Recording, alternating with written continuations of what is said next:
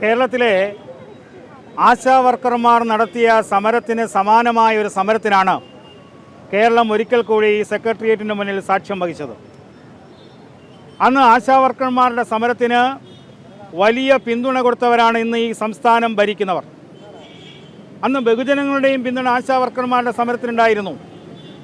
അതിന് സമാനമായ ഒരു സമരം വലിയ ജനപിന്തുണയോടുകൂടി BJP യുവമോർച്ച അടക്കമുള്ളവർ തുടക്കത്തിൽ തന്നെ ഒരു സംഘടന എന്ന രീതിയിൽ ഈ സമരത്തിന് കൊടുത്തൊരു പിന്തുണയുണ്ട്.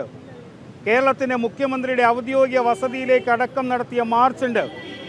പക്ഷേ കേരളത്തിലെ ഗവൺമെൻറ് ഈ സമരത്തിന് വേണ്ട രീതിയിലുള്ള പ്രാധാന്യം കൊടുക്കുകയോ ഈ സമരാർത്ഥികളുമായിട്ടൊന്ന് ചർച്ച ചെയ്യാനുള്ള സാമാന്യ മര്യാദ കഴിഞ്ഞ ദിവസങ്ങളിൽ നടത്തിയിട്ടില്ല.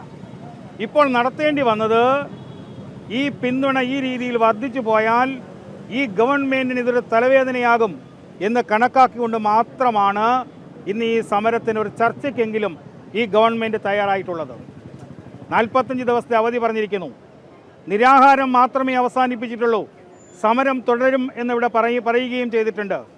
ഗവൺമെൻറ്റിന് വേണമെങ്കിൽ ഒരു ദിവസം കൊണ്ട് എടുക്കാൻ കഴിയുന്നൊരു തീരുമാനമാണ് 45 ദിവസത്തേക്ക് വൈകിപ്പിച്ചിട്ടുള്ളത്.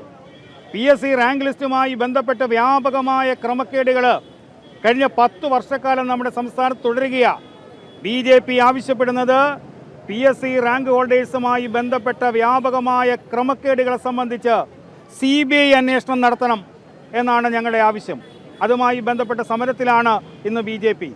അവിടെയാണ് ഈ സമരത്തിന് അവരുടെ ന്യായമായ ആവശ്യങ്ങളെ സംബന്ധിച്ച് ഒരു തീരുമാനമെടുക്കാനുള്ള വൈകുന്ന തീരുമാനത്തിലേക്ക് ഈ ഗവൺമെൻറ് പോകുന്നത്.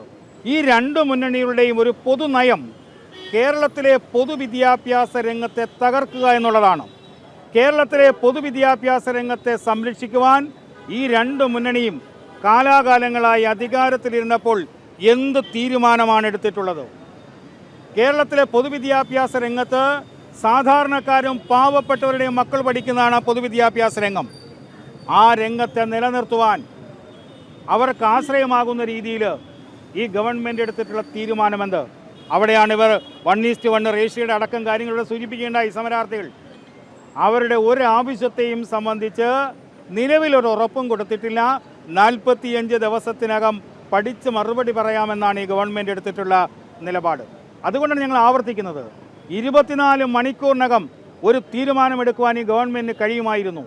അത് ഈ ഗവൺമെൻറ് ചെയ്തില്ല. അത് അടിയന്തരമായി ഈ സമരാർത്ഥികളുടെ ആവശ്യം പരിഗണിച്ച് വളരെ വേഗത്തിൽ തീരുമാനമെടുക്കണം. തീരുമാനമെടുത്തില്ലെങ്കിൽ അതിശക്തമായ ജനകീയ സമരപരിപാടികൾക്ക് BJP നേതൃത്വം കൊടുക്കും.